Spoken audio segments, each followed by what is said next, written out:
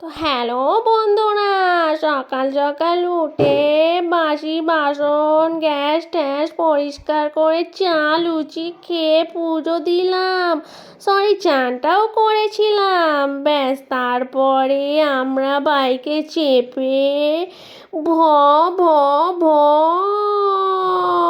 করে চলে আসলাম গৃহপ্রবেশ বাড়িতে। ওটা আমার শাশুড়ি ঢং করে করে সিঁড়িতে উঠছে।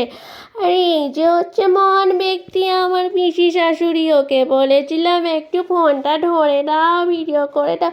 ও আমায় না তুলে আমার পেছনটা তুলছিল, দেখো। তারপরে গৃহপ্রবেশ ঘরে চলে আসলাম। এসে খেয়ে দিয়ে আবার ঘরেও চলে আসলাম।